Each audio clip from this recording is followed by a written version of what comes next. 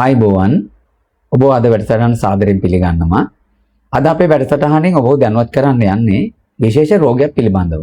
ඒ කියන්නේ මේ වැලිමිටි හන්දියේ වේදනාව පිළිබඳව. අපි බලමු මොකද්ද මේ වැලිමිටි හන්දියේ වේදනාව කියන රෝගය පිළිබඳව. පළමුවෙන් අපි මෙහෙම බලමු. බලමු අපි වැලිමිටි හන්දිය කියන්නේ මොකද්ද කියලා නේද? අපි වැලිමිටි හන්දිය කියලා කියන්නේ මේකට අපේ ආයුර්වේදයේ වෙනම නමක් ලැබිලා තිබෙනවා මේ සංදි ස්ථානයේට. ඒකට අපි විශේෂ නමක් භාවිතා කරනවා. ඒකේ නම තමයි අසව් සංදිය.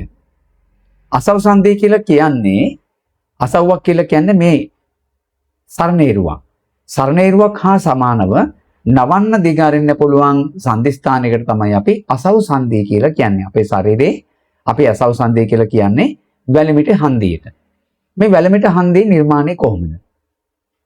පහළට අනුවස්ථිය සහ ප්‍රධාන අස්ථිය ගමන් කරනවා. ඉහළ ඉඳලා එන පහළට එන ප්‍රධාන අස්ථිය සම්බන්ධ වෙන මූට්ටුව තමයි මේ වැලිමිටි හන්දිය නොහොත් අසව් සංදිය කියලා කියන්නේ. මේක නිර්මාණය මේක ඝන සිඩියකින් සමන්විත වෙච්ච අස්ථි තුනක් එකට සම්බන්ධ වෙලා හැදෙන සංදි ස්ථානය තමයි අසව් සංදිය නමෙන් වැලිමිටි හන්දිය නමෙන් අපි හඳුන්වන්නේ. එතකොට මේ වැලිමිටි හන්දියේ විවිධාකාර රෝගකාරක තත්ත්වවල පැමිණෙනවා. නමුත් අපි අද කතා කරන්නේ ඔබට ටෙනිස් එල්බෝ. ඒ කියන්නේ මේ ටිෂු එක මේ සංදි ස්ථානයේ මේ පැත්තෙන් අයිනෙන් ඇතුළෙන් එන අධික වේදනාවක රෝගකාරක තත්ත්වයක් පිළිබඳව තමයි අද ඔබ මේ වැඩසටහනින් මම දැනුවත් කරන්න යන්නේ. මොකද අපේ වැඩසටහනෙන් අපි ඔබ මුලින්ම අපි කතා කරනකොට ඒ අදාළව අපි රෝගකාරක තත්ත්වය පිළිබඳව ඔබ දැනුවත් කරනකොට මුලින්ම ඔබ දැනුවත් කරනවා ඒ ස්ථානයේ සහ ඒ පිළිබඳව මූලික තේන સિદ્ધාන්ත පිළිබඳව. ඊට පස්සේ තමයි අපි අනිත් ඒවා අපි කතා කරන්නේ. දැන් මම හිතන්නේ ඔබ දැනුවත් ඇති මේ වැලිමිටි හන්දිය කියන්නේ මොකක්ද? මේ වැලිමිටි හන්දියට අපි කියන නම මොකක්ද? සහ මෙතනින් කරන කාර්යය කුමක්ද කියලා නේද? අපි දන්නෝනේ වැලිමිටක් කියනකොට ඒකට අපි නවන්න දිගාරින්න වැඩ කරන්න, අපේ බර උස්සන්න, බර ගන්න මේ සීලූම දේ කරන්නේ අපි වැලිමිටි හන්දිය ආශ්‍රිත කරගෙන. මොකද ඒක අසව් සංදිය කියන නම දාලා තින්නේත් ඒකයි. අසව්වක් කියන්නේ මම ඉස්සෙල්ලා සඳහන් කරා ඒක සරණේරුවක්. ඉතින් ඒ වගේම ඒ සරණේරුවක් විදිහට ඒක වචනේ හම්බෙලා තින්නේ. අපි දැන් දන්නවා ගේක අපි ජනේලයක් අපි වහන්න හිතුවොත් මොකද වෙන්නේ? ඒක දවස් කිහිපයක් යනකොට සම්පූර්ණයෙන්ම හිර වෙලා ඒ අපිට ජනේලෙ වහන්න බැරි මට්ටමකටපත් වෙනවා. ඒ වගේ තමයි මේ වැලිමිටි හන්දිය. වැලිමිටි හන්දියේ යම් රෝගකාරක තත්ත්වයක් මොන ආකාරයෙන් ආවත් කැඩුමක් බිඳුමක් වුණත් වෙන අවස්ථාවක් වුණත් හන්දියක් පැන්නත් හන්දි වේදනාවක් ආවත් ඉක්මනට ඒක වෛද්‍යරයා විසින් ඒක හරි මට්ටමට ඉක්මනට නොගත්තොත් එතන ඉක්මනට හයි වෙලා එතන අපිට දිග අරගන්න නවන්න බැරි වෙන අවස්ථාවක් තමයි වැලිමිටි හන්දියේ සිද්ධ වෙන්නේ. ඒක තමයි මේකේ හරි වචනේ ඇවිල්ලා තියෙන්නේ අසව් සංදිය කියන නම. අපි මේ වේදනාව මොකද්ද කියලා බලමු. අපිට අත උස්සන්න බෑ, අත හරවන්න බෑ, අපිට වොෂ්රූම් ගිහලා අපේ රාජකාරී කරගන්න බෑ, බරක් උස්සන්න බෑ, අත දිගාරින්න බෑ, අර අත මෙහෙම ගස්සලා මෙහෙම දිගාරින්න බෑ. කැම පිගාන වතුර කෝප්පියවත් අපිට ලියන්න කරන්න මේ මොහොත් මේ ටෙනිස් එල්බෝ කියන මේ ජොයින්ට් එකේ තියෙන මේ වේදනාව ආවට පස්සේ අපිට කිසි දෙයක් කරගන්න බැරි මට්ටමට අනිවාර්යෙන්මපත් වෙනවා. ඒක අපේ රෝගියෙක් තමයි මේ පිළිබඳව තියෙන Tamanට වේදනාව දන්නේ. ඉතින් ඒක අපි සුවපත් කරගන්නේ කොහොමද කියන එක තමයි අද වැඩසටහනින් ඔබට මම දැනුවත් කරන්නේ. දැන් මම ඔබව දැනුවත් කරා මේ සංදි ස්ථානය මොකක්ද? සංදි ස්ථානයේ සම්බන්ධ වෙලා තියෙන කොහොමද?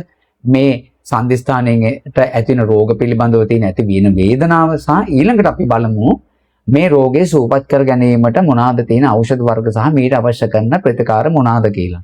ඔව් දැන් සමහර රෝගෙන් අපින් අහනවා මේ විදිහේ ප්‍රශ්න අහනවා. එද මහත්තයා අපිට පුළුවන්ද මේ රෝගේ ගෙදරදී සුවපත් කරගන්න? ඔව් මේක මෙහෙමයි. අත් බෙහෙත් වර්ග ගොඩක් මේ රෝගී සම්බන්ධව තියෙනවා. එක එක බෙහෙත් වර්ග තිබෙනවා. එක එක තෙල් වර්ග. එතකොට එක එක ගස්වල කොළ පුතු වර්ගන කරන ඒවා සමහරට තමයි ඒ කියන්නේ වෛද්‍යරයෙක් නොමැතිව Tamanට ඒක යම් යම් දේවල් යොදලා කරගන්න පුළුවන් අවස්ථාවක් තිබෙනවා. ඒකෙන් යම් සුළු සහනයක් ලැබෙනවා. නමුත් මේක ඇත්ත වශයෙන්ම වෛද්‍ය විද්‍යාව තුළ ඔබ දැනුවත් වෙන්න මේක විශේෂ ඒ සම්බන්ධ වෛද්‍යවරුන්ට පෙන්නලා ඒක මොනම වෛද්‍ය විද්‍යාව වුණත් කමන්නේ ඒකට පෙන්නලා මේකට අවශ්‍ය කරන ප්‍රතිකාර ගත යුතුයි. මොකද මේක සාමාන්‍ය අපි අත් බෙහෙත් වලින් සුවපත් කරන්න පුළුවන් මට්ටමක් නෙමෙයි. සාමාන්‍ය සුළු සුවයක් අපිට ඒක ලැබෙයි. හැබැයි ඒක නිට්ටාවට සුවයක් ඒකට අපිට ලැබෙන්නේ නැහැ. ඉතින් ඔබ පුළුවන් තරම් ඉක්මනට මේකට වෛද්‍යරයට යොමු වෙලා මේකට ප්‍රතිකාර ගන්නවා නම් අපිට ඒක සුවපත් කරගන්න පහසුයි. ඒ වගේම අපි බලමු මේකට මොනවද තිබෙන ප්‍රතිකර්ම ක්‍රම කියලා. අපේ දේශීය වෙදකම තුළ මේට අවශ්‍ය කරන ප්‍රධාන ඖෂධ වර්ග කීපයක් තිබෙනවා. ඉතින් ඒක මුලින්ම අපිට කරන්න පුළුවන් මේකේ විශේෂයෙන්ම අපිට තෙල් වර්ග ගන්න පුළුවන්. ඊට පස්සේ තැවිලි වර්ග තියෙනවා. ඊට පස්සේ විශේෂ මැල්ලුම් වර්ග. මේකට මැල්ලුම් වර්ග කීපයක් තියෙනවා. ඒ මැල්ලුම් වර්ග අපිට මේකට බඳින්න පුළුවන්. ඒ වගේම විශේෂයෙන්ම පැණිපත්තු, ඒ වගේම වේදනානාශක පත්තු වර්ග, ඒ වගේ හොඳ පත්තු වර්ග තියෙනවා මේකට ගන්න පුළුවන්. ඒ වගේම මේකට ව්‍යායාමත් අවශ්‍යයි. අපි කියමුකෝ සාමාන්‍ය මෙහිම දෙයක් තියෙනවා. දැන් අපිට ව්‍යායාම කියනකොට අපිට රෝගියෙකුට අද කාලේ මේ සමාජයත් එක්ක තියෙන ප්‍රශ්නත් එක්ක අපිට රෝගියෙකුට කියන්න බෑ දවස් කිහිපයක් මේ ප්‍රතිකාර කරනකොට රෝගියාට නිවාඩු දාලා ඉන්න කියලා. ඔබ සමහර අවස්ථාවලදී රැකියාවක් කරන කෙනෙක් ඔබට රැකියාව කරන ස්ථානෙක ඔබට නිවාඩු දෙන්නේ නැහැ. ඒ තත්ත්වයේ තුල ඉතින් ඔබට නිවාඩු දාලා මේක කරගන්න පුළුවන් මට්ටමක් නෙමෙයි තියෙන්නේ. ඒතර ඒ වගේ සාමාන්‍ය ගෙදර විවේකයේ ඉන්න කෙනෙකුට මේක ඉතින් පහසුවෙන් කරගන්න පුළුවන් වුණාට රැකරක්ෂාවත් එක්ක මේක වෙනස් වෙනවා. ඒ වගේම අපිට මේක තව විශේෂයෙන් දැනගන්න ඕන කාරණාවක් තමයි මේක සාමාන්‍යයෙන් එක පාටම මේ වඩුවෙන් හමාරෙන් සනීප කරන්න පුළුවන් රෝගයක් නෙවෙයි. මේකට දවස් කිහිපයක් යනවා. මොකද මේකට විශේෂයෙන්ම පත්තු වර්ග ගන්න ඕන. ඒ වගේම අපි තැවිලි වර්ග තවන්න ඕන. ඒ වගේ මැල්ලුම් වර්ග බඳින්න ඕන. මේ වගේ අවශ්‍ය කරන බෙහෙත් වර්ග ගොඩාක් මේකට සම්බන්ධ කරගෙන තමයි මේ රෝගේ සුවපත් කරන්න පුළුවන්. සමහර අයට මේක බොහොම සුළුවෙන් තියෙනවා. සමහර අයට මේක ලොකුවටම තියෙනවා. අධික ලෙස ඇඟේ උණ ගන්න ඒ තරම් මට්ටමට මේක පත් වෙච්ච අය ඉන්නවා. ඉතින් පළවෙනියෙන් අපි කරන්නේ අපේ මැදගම් වේදගෙදරින් ඔබට මේකට පළවෙනියෙන් දවස් 3 අපි තෙල් ගාලා බලනවා. ඒ තෙල් වලින් අපිට ගුණ හම්බුනොත් මේක දවස් 3න් වැඩි ඉවරයි. හැබැයි අපිට දවස් 3න් මේකේ වේදනාව අඩු නැත්නම් ඊළඟ ට්‍රීට්මන්ට් වලට යන්න වෙනවා. විශේෂයෙන්ම පත්තු වර්ග ගන්න ඕනේ. ඒ වගේ මැල්ලුම් වර්ග බඳින්න ඕන. ඉතින් මේ වගේ සමහර අවස්ථාවලදී කසාය වර්ගත් අවශ්‍ය නම් පමණක් දෙනවා.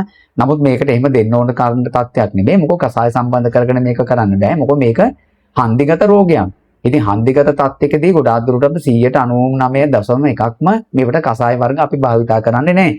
අපි ප්‍රතිකාර ගන්න රෝගිනුත් දන්නවා. ඉතින් ඒ නිසා ඔබට මේ වැළඳී තිබෙනවා නම් මෙන්න මේ ආකාරයට තමයි මේක සූපපත් කරගන්න පුළුවන්. පළවෙනිම තෙල් ගාලා දෙවෙනිම මැල්ලුම් පත්තු තැවිලි මේ වගේ දේවල් වලින් කරගන්න පුළුවන්.